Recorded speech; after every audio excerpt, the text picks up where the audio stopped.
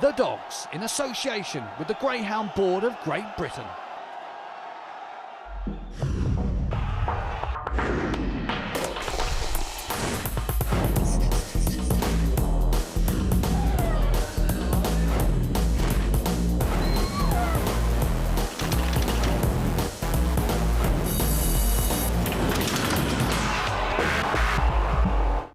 Well, it's a rare daytime visit for Greyhound Racing's magazine show. We're here at Crayford. It's the Ladbrokes Golden Jacket semi-finals. We're also going to look at the experiment of microchipping of greyhounds. It's all coming up later in the programme. Also on this week's programme, a review of the Blue Square Arc final from Swindon. We speak to Lord Donoghue and the new GBGB chairman, Maurice Watkins. Plus our big race roundup with finals from Oxford and Nottingham.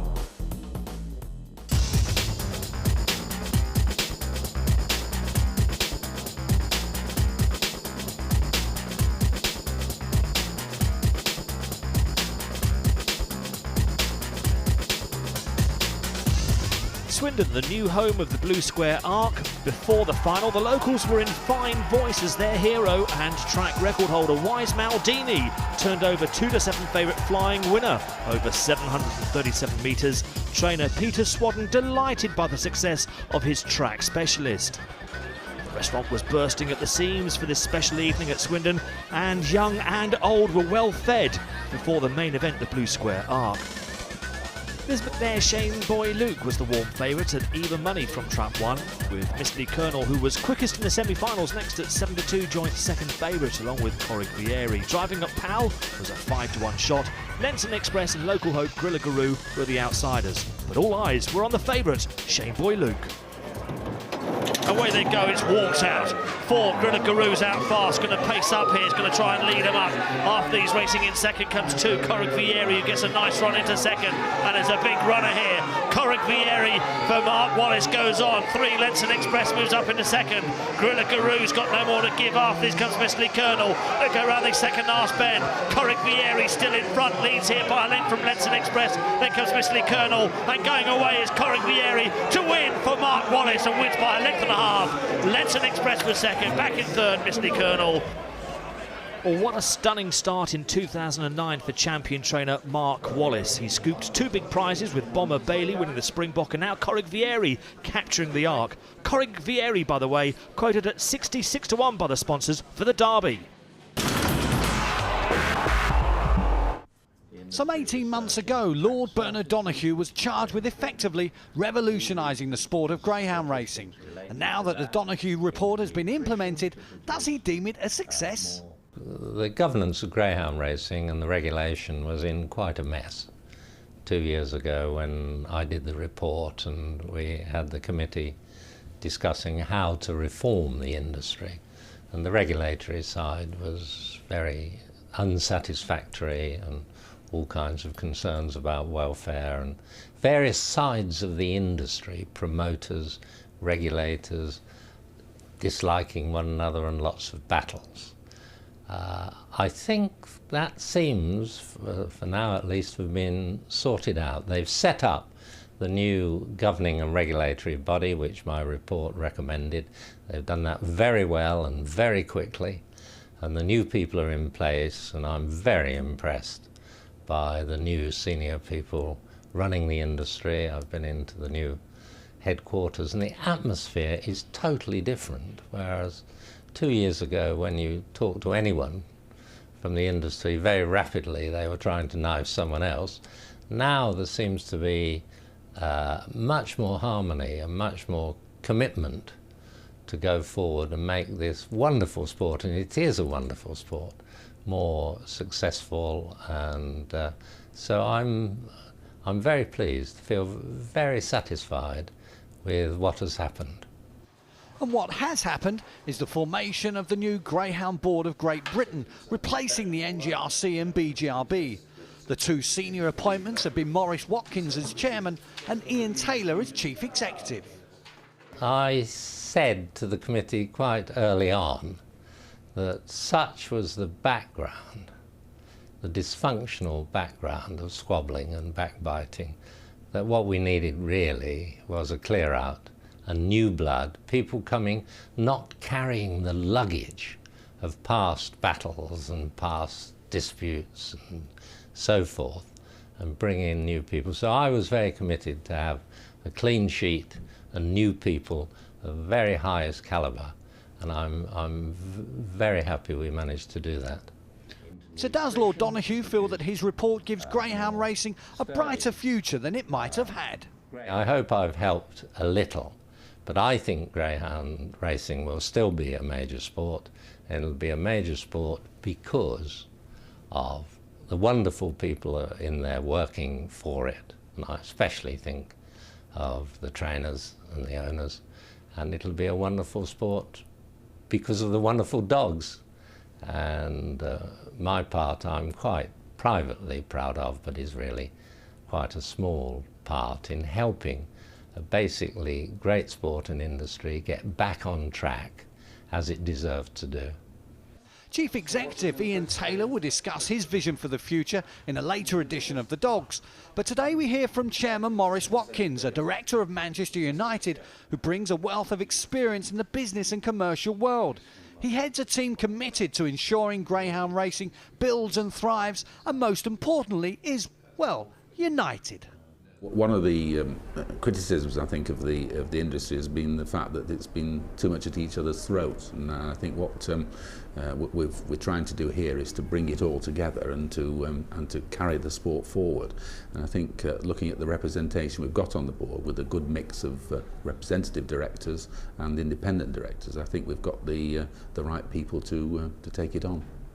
Now, I can't go throughout an interview without mentioning the popular words at the moment, credit crunch. How do you think that's affected the industry? Well, I think we are hearing that things are difficult, but you know, from my experience of going to the event, people are still there. It's a good form of entertainment. We've got some good opportunities for people to benefit from the sport, but it's going to be difficult. I think the tracks are finding it's a bit of a pinch, but I'm sure we're going to get through it.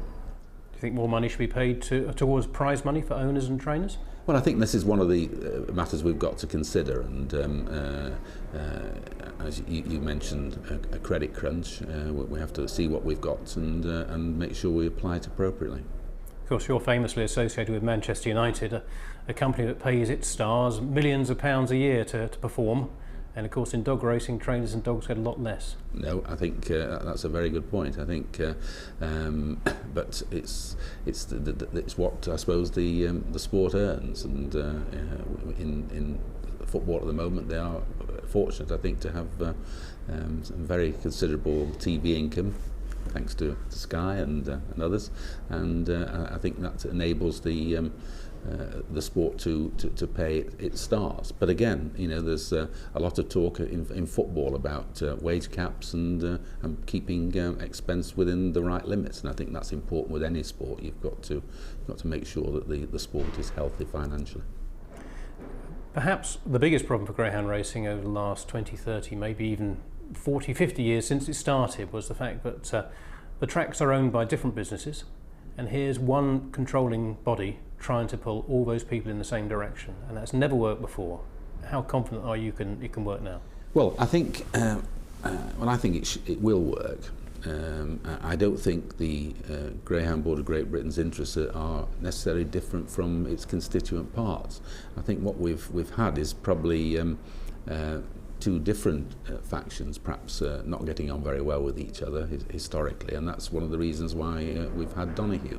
But I'm hoping what we've got here with the with everybody represented within this body and doing its best for greyhound racing.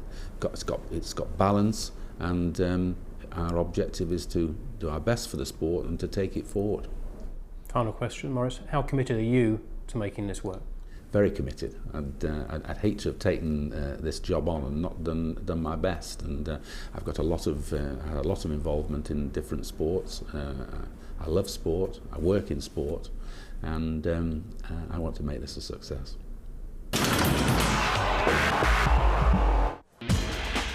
Now, Now our big race roundup, starting at Oxford on Saturday, where the pups took centre stage for the Pattinson Construction Trafalgar Cup final. Seamus Carhill's Droopy's Quinta was the 7-4 favourite. She'd trounced Droopy's Lancelot in the heats and recorded the quickest time on the night. And there they go, racing up towards the first bend, and way fast was Olga Kazler-Jesse. Pace coming though from Freedom Emma and also King Edward. Freedom Emma manages to clear Olga Kazler-Jesse at the first bend. King Edward runs wide off the second turn. So Freedom Emma with the advantage of a length and a half over King Edward. Trying to improve again is Olga Kazler-Jesse after he's got to break back to try and improve late Droopy's Quinta, but they come around the final bend, and the lead here still with Freedom Emma. Freedom Emma, who led at the first bend, is going to make most. Freedom Emma wins, beats Olga Kazler-Jesse.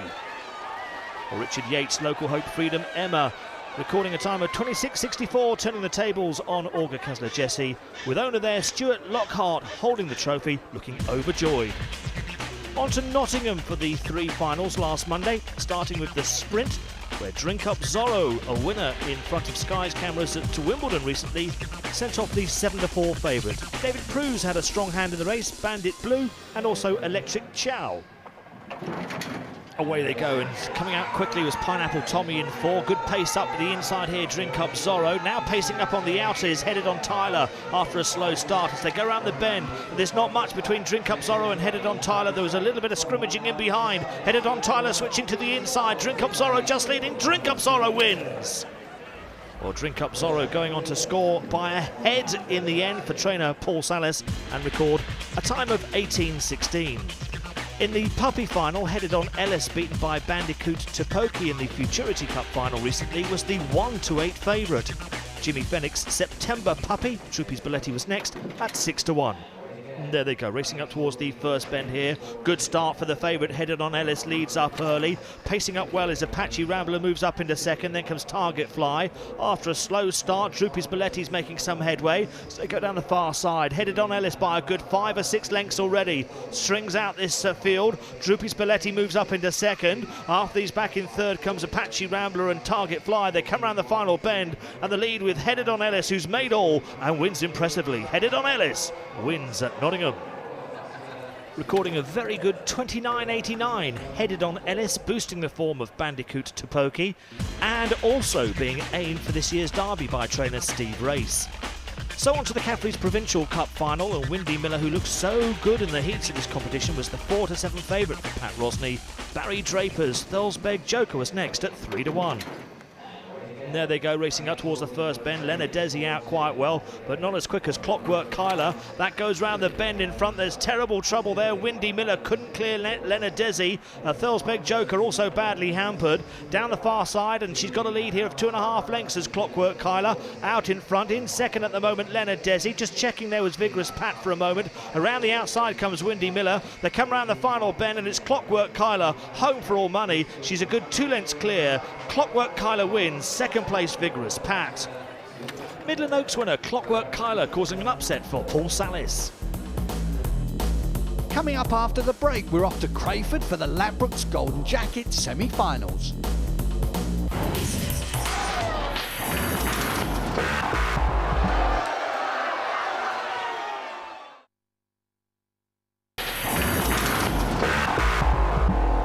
Welcome back to part 2 of the Dogs. It's Crayford for the Ladbroke Golden Jacket semi-finals, but before racing started, the Dogs cameras caught up with the microchipping of greyhounds experiment, which is being tested at the Kent track.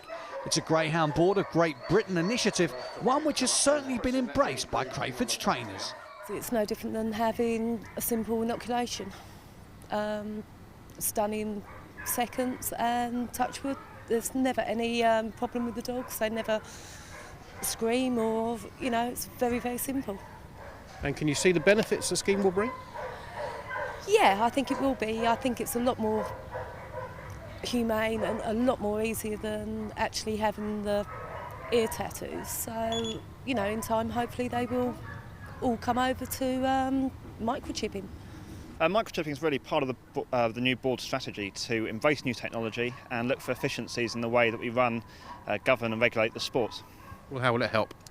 Obviously, there's welfare and integrity benefits. Integrity in terms of making sure we've got the right dog in the right race. and that we're identifying each dog correctly in the paddock environment. It'll also help the racing office in terms of data collection. We'll be linking the chips to our databases in head office so we can store data, and in terms of welfare, should a greyhound go missing, it'd be much easier to repatriate that greyhound with its right owner. From a trainer's perspective, is it any problem with chipping? No, not whatsoever. Just a couple of days after they've been microchipped, you just take it easy with them, so the chip has time to settle in the neck, and after that it's business as normal. What about chip migration, where the chip actually moves away from its initial place? That's one of the questions that this pilot project here at Crayford's going to answer for us. Do the chips migrate? If they do migrate, does that cause any problems in terms of the performance of the greyhound or the welfare of the greyhound? But all the evidence I've seen to date suggests that migration is not going to be much of an issue at all. And a big thanks to Crayford. Very much so. Very grateful to Gordon and all the staff here, the paddock stewards, the racing office and so on for their support. It's really great to have a track like this where we can test the technology. So far so good, and if it works well, we'll look for a national rollout over the next year. It was another busy Saturday morning for Crayford. Someone's got their hands full there. And a full to the brim restaurant, not to mention the bars, is always good for business. 3 high-quality Golden Jacket semi-finals certainly drew the crowds to Crayford. A most expected favourite Midway skipper here in the jacket of Trap 2 to win the first semi-final as she liked. The betting suggested as much, but there was pace outside to contend with, not least from Harlow Lad in 3 and Aero Blackjack in 6. Here comes the hare then for the first semi-final, and away they go, racing up towards the first bend. Fast start, Harlow Lad pacing up well. Just a brush there for Midway skipper as 4 Capel Wilson went past. 6 Aero Blackjack after a slow start has come storming up to come and challenge for the lead. So disputing the lead at this early stage, Harlow Lad and Aero Blackjack. They leave behind 4 Capel Wilson. Then we've got a gap back to Midway skipper. Greedy Bridie's next, and towards the rear is New Lawn Sweep. Circuit to go, and Trap 3, Harlow Lad. 2 lengths up now on Aero Blackjack. A further couple of lengths back to Capel Wilson.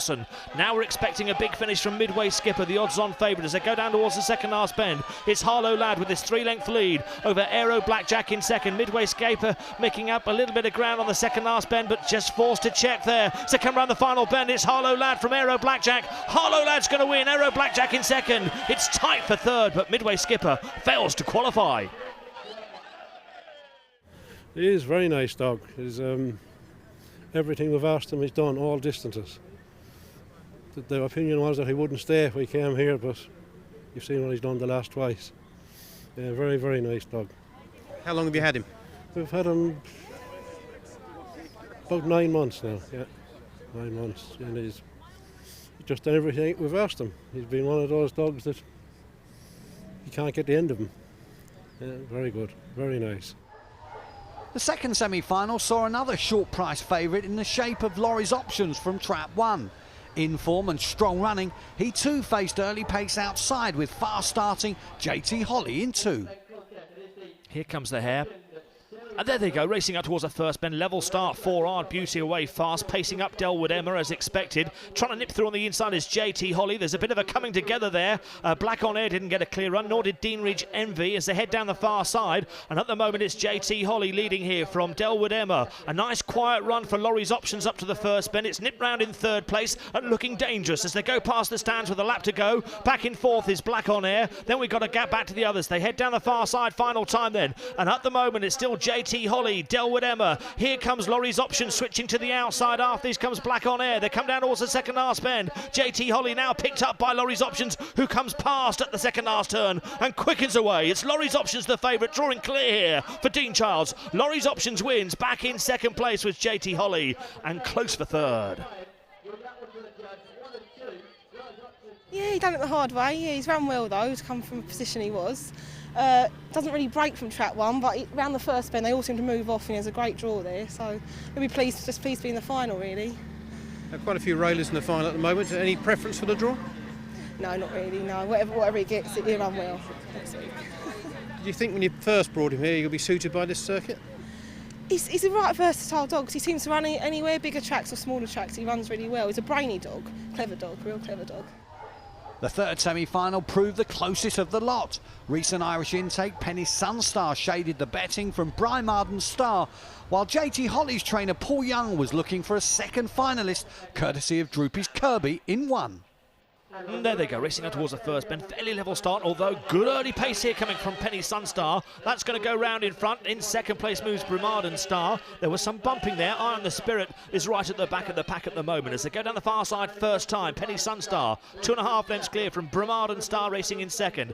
After he's got a break of 2.5 lengths back to Sinners Repent, who's just in front of Droopy's Kirby as they come past the judges' box. And still the lead with Penny Sunstar. Reaches the fifth bend in front and now trying to get past it is Brimaden Star, but that seemed to check there and has to switch to the outside. There's half length between them. Sinners Repent after these, then after these comes Droopy's Kirby, and towards the rear Ion the Spirit as they come round the second arse bend, and at the moment there's nothing between Brimaden Star and Penny Sunstar. Gaining ground Droopy's Kirby, also Sinners Repent. It's just Brimaden Star that got there. Droopy's Kirby flying at the death was second. Tony, you seem to struggle a bit coming home. Yeah, he did really. I think he just blew up really, to be honest with you. We had a little bits of problems with him over the last 2 weeks, or 3 weeks really. I suppose it would go on, but he gives us a good week with him now, so hopefully he'll come on a lot more for the run now. When he's fully fit, you wouldn't have any worries about the trip? Oh, no worries about the trip, no, none whatsoever. You know, I honestly think, like, he won the 750 Romford really well. He's had hard work here in a way, really, with the 4-dog getting in front of him, and he was held up slightly a little bit. He's one of these dogs, I think, if he's on the bunny, he really would take some picking up. And Brimaden Star was last out of the hat in a trap draw for the final made by John Johnson of Bags and will occupy the orange jacket of Trap 5. But favourite with sponsors Ladbrokes is Laurie's Options at 15-8. The price is compiled by the firm's Richard Hartness. I think Laurie's Options probably still has to be favourite. You know, he was impressive on Monday when he won 8 lengths, and he's come out today and done it all wrong at the start. Possibly worked in his favour, so he had time to feed his way through the field, down the back straight second time, showed his class, hit the front, drew away. You know, I think he's going to deserve to be favourite. So Laurie's Options likely to be your favourite for the final, but who do you think will be adding their names to that roll of honour behind you? Well, as we said, you know, tight on the times, and it's not easy, but I think I'll take a chance at this stage on Aero Blackjack, drawn 6. I think he needs to be drawn 6 to show his best form. Didn't think he'd come away brilliantly today. Can he come away better next week? And I thought there could be crowding on the inside with JT Holly and Harlow Lad. Aero Blackjack to skip round could be value as well. The big question come Saturday's final is just who will lead. There's certainly plenty of early dash where JT Holly and Harlow Lad are concerned, but the run from the traps is all important. In her semi, JT Holly, here in 2, took a middle course out of the boxes before being forced back in. A similar move could cause problems for Harlow Lad on her outside.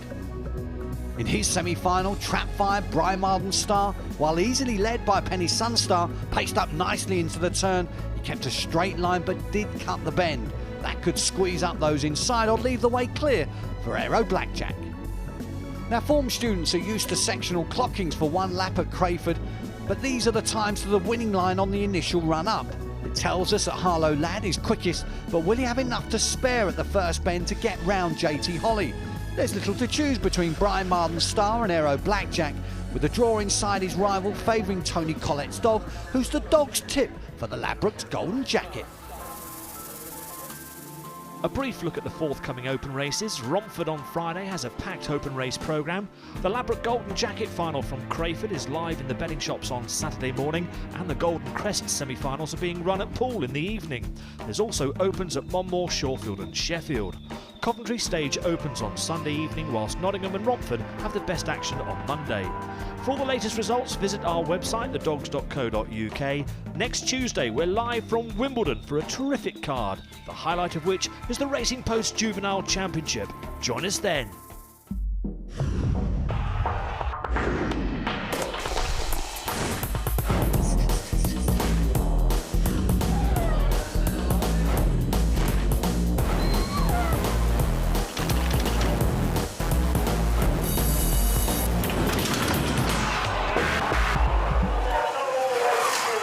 The Dogs, in association with the Greyhound Board of Great Britain.